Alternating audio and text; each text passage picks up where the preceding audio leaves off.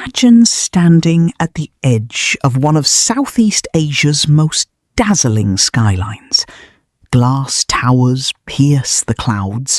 Luxury condominiums sell for millions of dollars. Rooftop bars overflow on Friday nights with people sipping cocktails, dressed in designer clothes, laughing in air-conditioned comfort 30 floors above the street. The streets below are lined with international restaurants, designer boutiques, and immaculate sidewalks bathed in warm, ambient light. Cars that cost more than most people earn in a decade glide quietly past security guards in pressed uniforms. You look out at the city lights, stretching as far as the eye can see, and for a moment you think to yourself, this place is thriving. This is progress. This is the future. Now, take one step back. Literally, just one step. Because right behind you, sometimes on the very same block, sometimes on the exact opposite side of a single road, there are families living in homes built from scraps of corrugated metal roofing and salvaged wood. There are children who have never owned a pair of shoes. There are mothers who wake up at 3 in the morning, not because they have an early meeting or a flight to catch, but because they need to line up for water, actual drinkable water, before the supply runs out for the day. There are fathers who spend entire days combing through garbage dumps, hoping to find something they can sell for just enough to feed their children one meal before nightfall. There are grandmothers raising entire households in single rooms barely larger than a walk-in closet, in alleys so narrow that 2 adults cannot walk side by side, in neighbourhoods that do not appear on any official city map because the city would prefer, on some level, that they simply did not exist at all. This is Manila. This is the capital of the Philippines. And this is not ancient history. This is not the shadow of some colonial wound the country is steadily overcoming. This is right now, today, in 2026, in one of the fastest growing economies in all of Asia. A country that has been posting GDP growth numbers that development economists celebrate. A city that has been building skyscrapers at a pace that would make developers in other parts of the world envious. Today, we are going far beyond the glossy postcards and the travel influencer reels. We are going to walk into the streets, the alleys, the riverbanks, and the dump sites that the city's promotional materials never show you. And we are going to ask the questions that so many people in power would prefer you never thought about too carefully. How does a city build over 200 skyscrapers while millions of its people struggle to find clean water? How does an economy grow for a decade while a significant portion of its capital city's residents scavenge for discarded food? And who is actually responsible for this? Make absolutely sure you stay until the very end of this video, because what we uncover about the political and structural systems that have kept this cycle alive for generations is going to genuinely change the way you see, not just Manila, but every rapidly developing city on Earth that celebrates its skyline without talking honestly about who is being left behind. Metro Manila is home to over 13 million people within its city limits, and closer to 25 million when you account for the full metropolitan sprawl that reaches across surrounding provinces. It is, by nearly every available measure, one of the most densely packed urban environments anywhere on the planet. It generates a massive share of the Philippines' entire national economic output, driving industries from business process outsourcing, those massive call centres handling customer service for American and European companies, to real estate, to banking, to finance. And it is also, in the very same breath, one of the most starkly unequal cities in Asia. As of late 2025, Metro Manila boasts more than 215 confirmed buildings standing at 150 metres or taller, The skyline, especially seen from above on a clear night, is genuinely breathtaking. Bonifacio Global City, known locally as BGC, is frequently held up as the crown jewel of this transformation. It is immaculate, manicured, filled with international restaurants serving cuisine from every corner of the world, luxury retail shops carrying brands that most Filipinos have never stepped inside, and gleaming office towers housing the regional headquarters of multinational corporations. It has its own premium schools, its own private hospitals, its own green spaces and pedestrian paths. When international publications run features on the Philippines' economic rise, they almost always use photographs of BGC. It is, in every visual sense, indistinguishable from parts of Singapore, Hong Kong or Dubai. But here is what those features consistently leave out. Directly across a highway from those gleaming towers sits a community called South Sembo, a densely packed neighbourhood of low rooftops, tight alleys and struggling families whose lives exist in a completely different reality from the one being photographed a few hundred metres away. And here is the detail that should stop you cold. Both BGC and South Sembo sit on the exact same piece of land, the former Fort Bonifacio military base. When that land was divided up and developed, one portion was sold to real estate investors and transformed into one of the most expensive business districts in the country. The other portion, where working-class families had been living for decades, many of them descendants of the soldiers who once served at that very military base, was largely left as it was. The same earth, radically, almost incomprehensibly different realities. That image alone tells you something fundamental about how inequality in Manila works. It did not happen by accident. The inequality of this city is architectural. It is deliberate. It is encoded in land use decisions, zoning policies, and real estate transactions stretching back decades. Elsewhere in the city, an informal ferry carries residents from low-income communities across the Pasig River to the gleaming towers of Makati every single morning.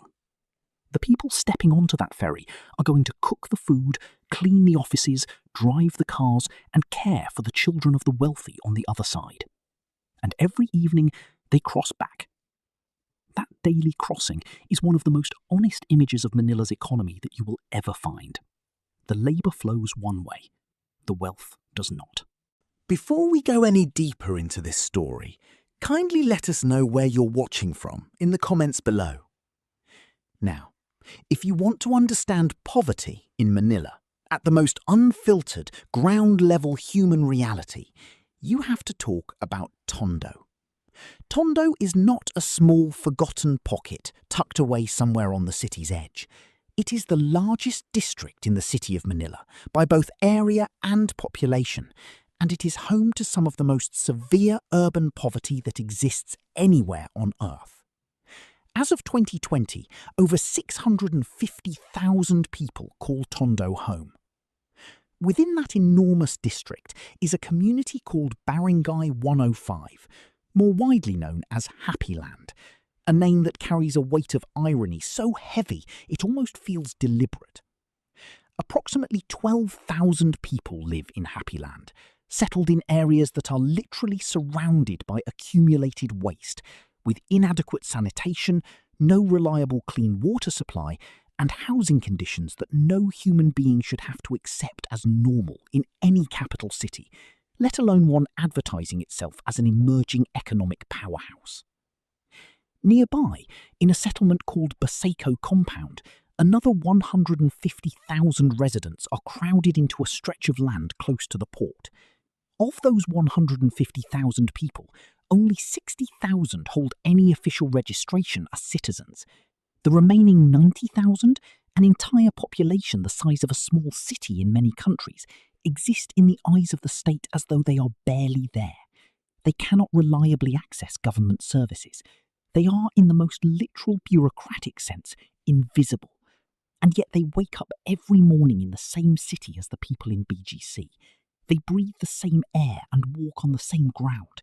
They simply do not share in the same city. In Tondo's Isla Puting Bateau, or White Rock Island, families live in wooden homes built on stilts above Manila Bay. Older residents remember when the water was clean enough for swimming and fishing, but today the bay is heavily polluted. Many residents have spent generations working at the nearby port of Manila, unloading cargo from the massive ships that pass their community every day. Yet despite helping support one of the country's busiest economic hubs, many continue to live in poverty. In November 2024, a devastating fire swept through the community, destroying around 1,000 homes and leaving nearly 8,000 people homeless. The disaster highlighted a long-standing problem in many informal settlements: overcrowding, unsafe electrical connections, and limited access for emergency services. No discussion of poverty in Manila is complete without mentioning Smoky Mountain. For decades, this massive garbage dump in Tondo became one of the most powerful symbols of poverty in the Philippines. Thousands of families survived by collecting recyclable materials from the mountain of waste. Although the government officially closed the site in 1990 and replaced it with housing projects, similar communities soon emerged elsewhere. One of them was the Payatas dump site, where hundreds of lives were lost in a tragic garbage landslide in 2000. While both dumps have since been closed, the struggles faced by the communities that depended on them remain a reminder that removing a landfill is often easier than solving the poverty surrounding it. Here is the part of this story that should make anyone who cares about fairness genuinely uncomfortable, because it requires confronting a very inconvenient truth. The Philippines is not a poor country in the aggregate. For a significant stretch of the past decade, it posted GDP growth rates, placing it among the fastest growing economies in Asia. Foreign investment was rising, real estate was booming. The business process outsourcing industry grew into a multi-billion-dollar sector, employing millions of Filipinos, handling customer service and back-office work for companies across Europe and North America. The numbers, on paper, describe a remarkable success story. And yet, there is a practice documented in certain communities in Manila that tells you everything you need to know about how completely those growth numbers have failed to reach the people at the bottom. It is called pagpag. Brought to wider international attention through a BBC documentary, pagpag refers to the practice of scavenging for discarded food scraps from restaurants and fast food outlets, meals left unfinished by customers, food already thrown into the garbage, which are then collected, cleaned as best as possible, recooked and sold in communities where families cannot afford fresh food from a market stall. Pagpag is not a fringe phenomenon. It is a functioning part of the food economy in certain parts of Manila.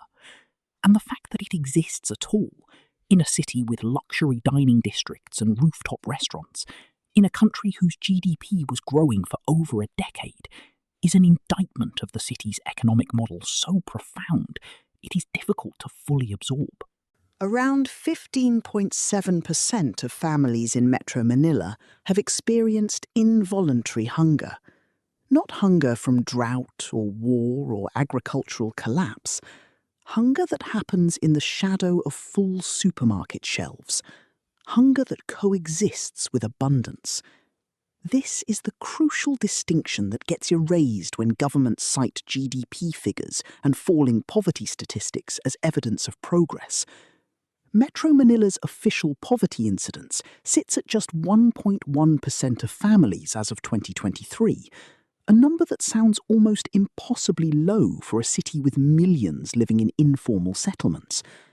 But as researchers have consistently pointed out, official statistics frequently conceal what they call lived vulnerabilities. The informal settler with no legal land tenure, no reliable income, no healthcare access, no educational pathway for their children, that person is not always captured in the official poverty data. The family eating pagpag is not necessarily counted among the officially poor. The numbers say one thing, Life on the ground says another. The housing situation makes the gap impossible to ignore. About 3 million of the roughly 4.5 million people who are homeless or living in informal settlements across the Philippines are concentrated in Metro Manila. 3 million people in the capital city, while the government announces a target of 0 informal settlers by 2028. Previous government housing programs have been widely criticised for relocating displaced families to sites far outside Metro Manila, hours away from the city, in areas without adequate employment, without transport links, without the schools children were attending and the hospitals families depended on. Many relocated families came back. They returned to their informal settlements because living close to income in a makeshift home was survivable in a way that living far from income in a concrete apartment was simply not. Giving someone a house without giving them a livelihood is not solving poverty. It is moving poverty to somewhere less visible and calling it progress. There is a man named Mark whose story has been documented by journalists covering Manila's inequality.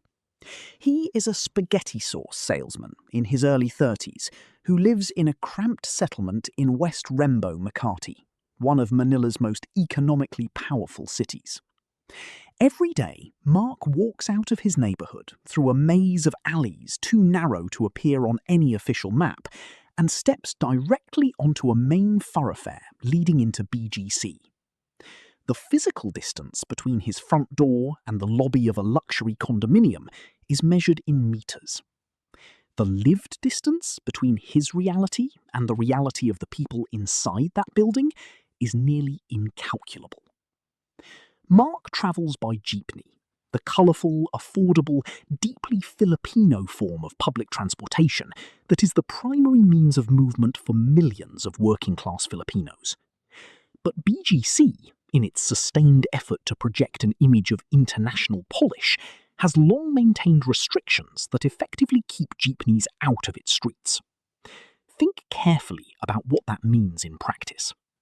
The people who clean the offices, cook the food, man the security posts, tend the gardens, and care for the children of BGC residents cannot take the most affordable form of public transport to get there.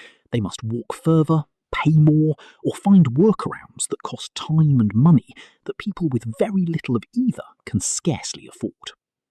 It is a policy that, whatever its stated intention, functions as a practical barrier, a physical mechanism for keeping the poor adjacent to the wealthy without allowing them to fully occupy the same space.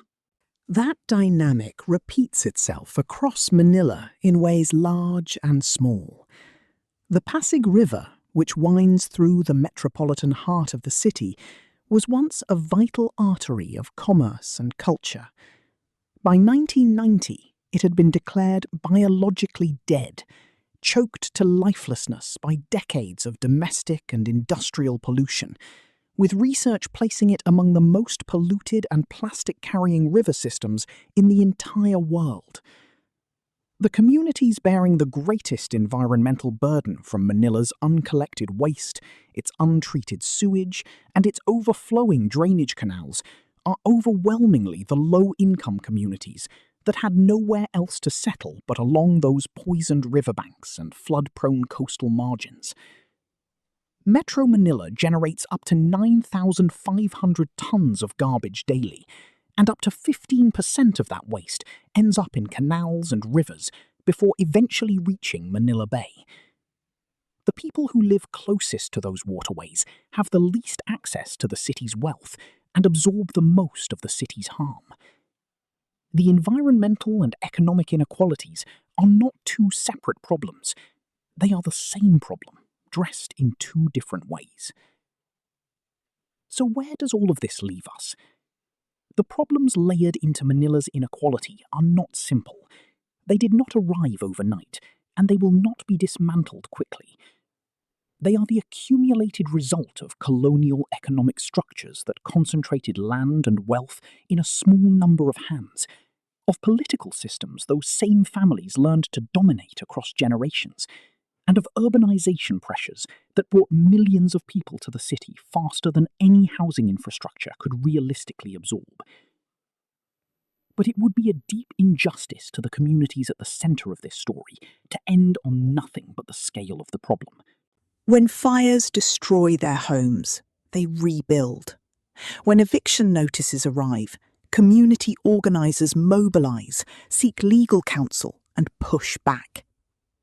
The children who were born into those communities and found access to education through the schools built in Smoky Mountain's shadow, through the charities working in Payatas, through teachers who showed up every morning in buildings made from shipping containers, went on to become teachers, social workers and doctors themselves, and many of them returned to serve the next generation.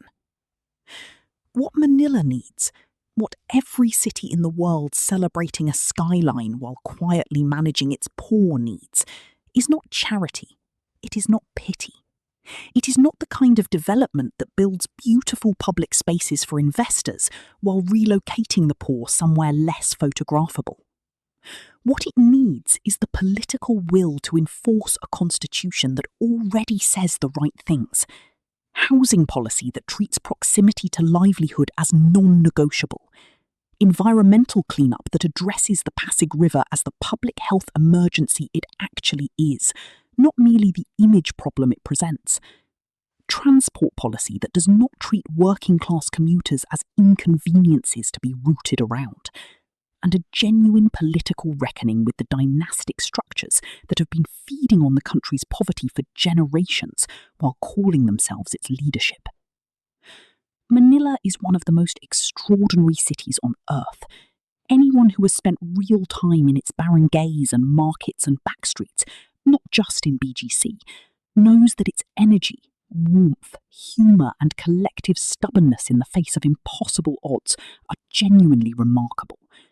But a city cannot honestly call itself great, no matter how tall its towers grow, if the people who built those towers with their hands and their labour cannot afford a single decent meal at the end of the day. The skyscrapers will keep rising.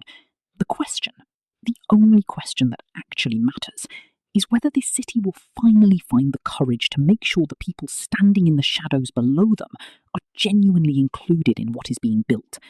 Because a city that only grows upward while its foundation remains broken is not really growing at all. It is just getting taller. If you found this video interesting, please like, comment and subscribe. It really helps the channel grow.